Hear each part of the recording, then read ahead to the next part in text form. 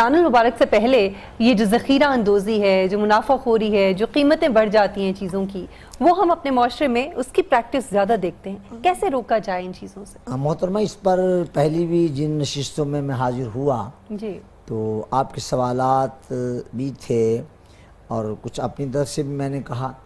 بات وہی ہے جو مولانا کہہ رہے تھے نا جی کہ آپ ایک بندے پر 18 پہرہ بٹھا دیں، لے بھئی اس کو فلاں کام نہیں کرنے دینا، پھر بھی کر لے گا. آپ ایک بھی پہرہ دار کسی بندے پر متعین نہ کریں مگر اس کے دل میں اللہ کا خوف آ جائے. خدا گواہ ہے کہ وہ کبھی بھی غلط کام نہیں کرے گا. تو اللہ کا خوف جو ہے وہ دل میں آنا چاہیے اور سرور دو جہاں صلی اللہ تعالیٰ علیہ وآلہ وسلم کی سیرت کو سامنے رکھنا چاہیے.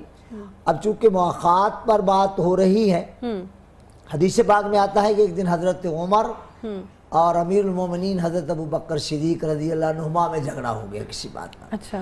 صحابہ کرام فرماتے ہیں کہ جھگڑا اس نوعیت کا تھا کہ ہم نے کہا کہ اب دوبارہ تا زندگی یہ نہیں ملیں گے. لیکن پھر کیا رسول پاک کی صحبت کا اثر تھا، جب اس مجلس سے جانے لگے ہاتھ آگے بڑھایا، مصافحہ ہوا، گلے سے ملے اور دونوں نے مسکراہٹوں کا تبادلہ کیا.